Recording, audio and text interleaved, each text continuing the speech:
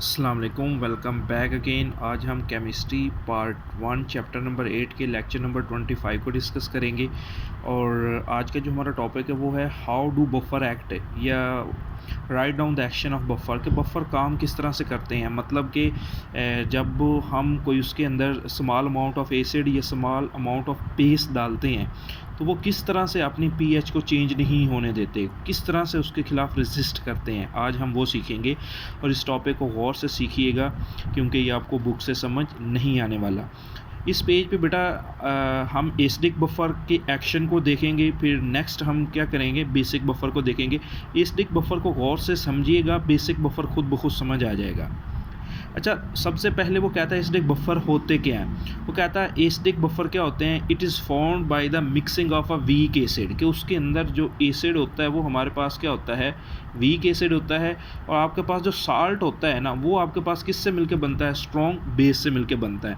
अब एग्जाम्पल में मैंने आपको लिखवाया था कि mixture of CH CO double H, मतलब कि आपके पास क्या होगा, एसिटिक एसिड और सोडियम एसीटेट, ये आपके पास वीक एसिड है वो कहता है, और ये आपके पास उसका क्या है, स्ट्रॉन्ग सॉल्ट है। वो कहता है कि इस वीक एसिड को जब पानी में डालते हैं ना, ये आयोनाइज हो जाता है आपके पास किसके अंदर, CH3COO नेगेटिव के अंदर या H पॉजिटिव के अंदर। अच्छा, इसको वीक क्यों बोलते हैं, इसको समझिएगा बेटा। वो कहता है इसको वीक इस तरह से बोलते हैं, अगर मिसाल के तौर पे इसके 1000 मालिक्यूल्स होंगे ना, 1000 में से तकरीबन वो कहता है आपके पास क्या बनेंगे, वो कहता है कि 3 या 4 मालिक्यूल्स इसके बनेंगे, या 3 या 4 मालिक्यूल्स क्या बनेंगे, इसके बनेंगे। वो कहता है देखो 1000 मालिक्यूल्स में से आयोनाइज कितने मालिक्यूल्स हुए हैं, बस 3-4 हुए हैं। ठीक हो गया, ये मैक्सिमम 9-10 होंगे। वो कहता है कि आपके पास इसलिए ये एक वीक इलेक्ट्रोलाइट है। वो कहता है कि अब आपके पास ये जो होता है ये आपके पास स्ट्रॉन्ग इलेक्ट्रोलाइट होता है। ये वो कहता है अगर 1000 के हों ना, 1000 आपके पास, वो कहता है 1000 ही ये बनेंगे और 1000 ही क्या बनेंगे, ये बनेंगे। तो ये नीचे वाला स्ट्रॉन्ग सॉल्ट होता है, मतलब स्ट्रॉन्ग इलेक्ट्रोलाइट होता है। अब वो कहता है वीक एसिड और salt with a strong base, इन दोनों के मिक्सचर को हम किसका नाम बोलते हैं, एसिडिक बफर। अब देखते हैं कि होता क्या है। अच्छा, वो कहता है कि आपके पास मिसाल के तौर पे इसको समझिएगा, ये डायग्राम समझ आ गई तो ये वर्डिंग समझ आएगी। मिसाल के तौर पे बेटा देखो, आपके पास हमने जो ये वीक एसिड था आपके पास क्या था, CH3COOH, एसिटिक एसिड को पानी में हल कर दिया तो ये दोनों चीज़ें बन गई, CH3COO नेगेटिव और H पॉजिटिव, ये वो चीज़ें आ गई। और साथ में नीचे वाले को बेटा पानी में डालेंगे तो आपके पास ये वही चीज़ है, इसलिए यहाँ पर बेटा मैंने एक बार लिखी और आपके पास जो N है पॉजिटिव मैंने इधर लिख दिया। अब वो कहता है सबसे पहले हमने देखना है कि ये अब जो सोल्यूशन है, ये सारा का सारा क्या है बेटा, ये हमारे पास अब बफर सोल्यूशन बन चुका है। वो कहता है कि अब इसमें एसिड डालते हैं, ये पीएच को कैसे नहीं चेंज होने देगा, ठीक होगा, एसिड के डालने से। अब आपको पता है कि एसिड हम H पॉजिटिव के साथ रिप्रेजेंट करते हैं। मिसाल के तौर पे ये एक एसिड बेटा इसके अंदर मैंने डाल दिया।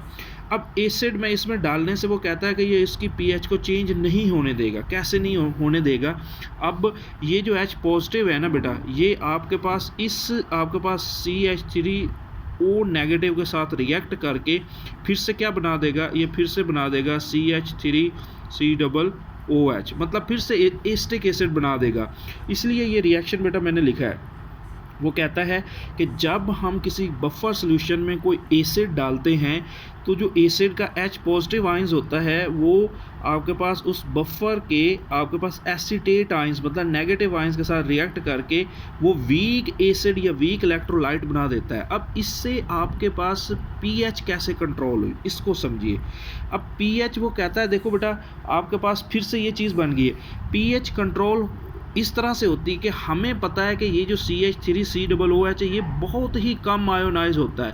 अगर उसकी पहले मिसाल के तौर पे पीएच सोल्यूशन की थी 4, तो स्लाइटली चेंज आएगा, उसके अंदर आपके पास कितना आएगा, तकरीबन वो कहता है 4.2 आ जाएगा या 3.9 आ जाएगा, मतलब थोड़ा बहुत इसके अंदर बेटा चेंज आएगा। ठीक हो गया, जब हम एसिड डालेंगे तो इतना चेंज आएगा। ठीक हो गया। अब यही चीज़ बेटा ऊपर मैंने लफ्ज़ों में लिखी है। वो कहता है by adding few drops of an acid, acid का मतलब क्या है, H पॉजिटिव आयंस डाला है, इन एसिडिक बफर, वो कहता है जब एसिडिक बफर के अंदर हम कोई एसिड डालते हैं, H positive ions combine with CH3COO negative ion to form acetic acid which is a weak electrolyte. अब देखो बेटा जो चीज़ बनी है ना वो वीक इलेक्ट्रोलाइट है, वो आयोनाइज नहीं होगा। जब आयोनाइज नहीं होगा तो H थोड़े देगा, जब H थोड़े देगा मतलब उसकी pH चेंज नहीं होगी।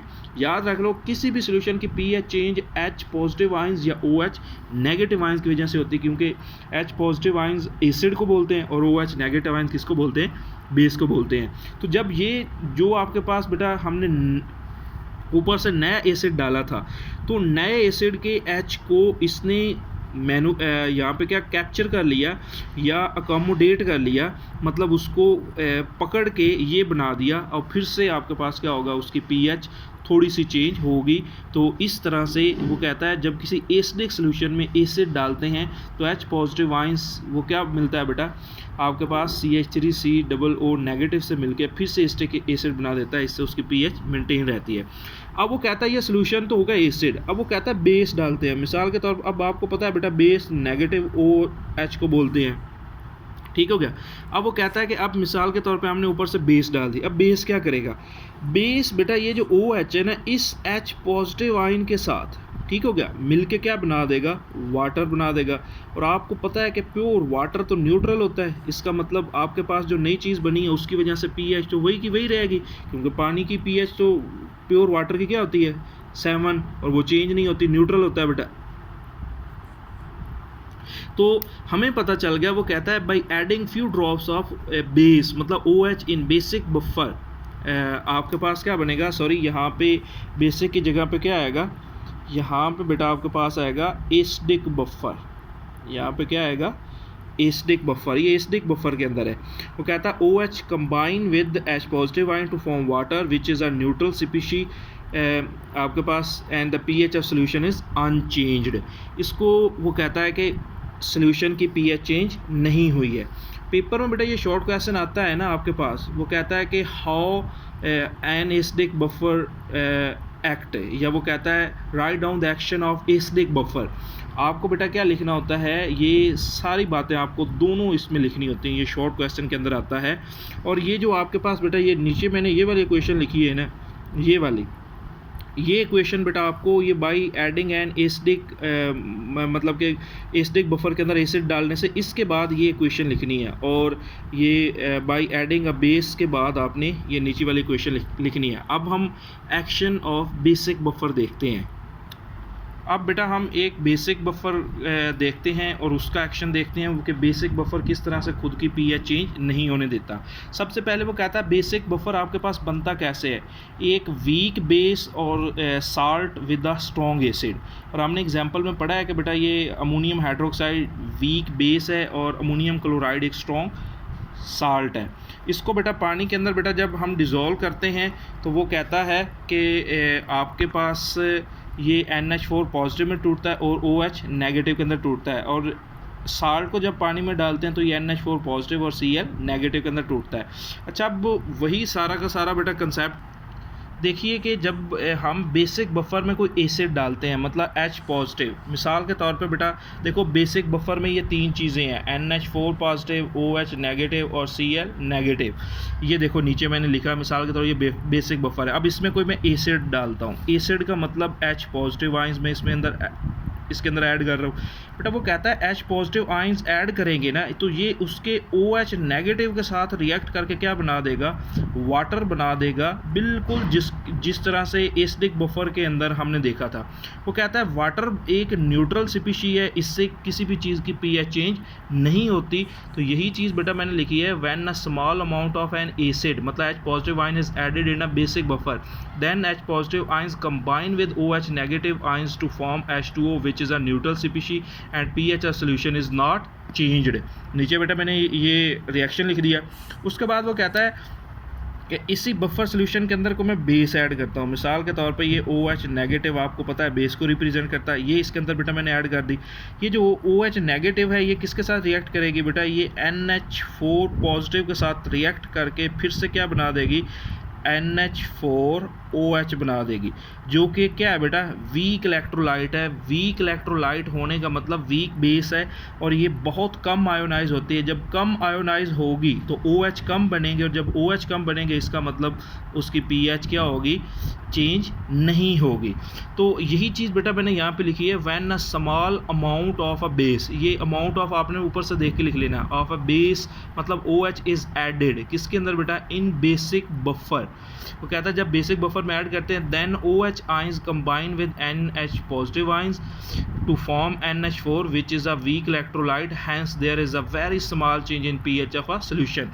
तो इस वे के अंदर बेटा वो कहता है कि कोई एसिडिक आपके पास बफर हो या बेसिक बफर हो, उसमें कोई एसिड डालें या बेस डालें, तो किस तरह से वो एक्ट करता है, कि किस तरह से वो अपनी pH को मेंटेन करने के लिए काम करता है, इस लेक्चर के अंदर बेटा हमने ये देखा है।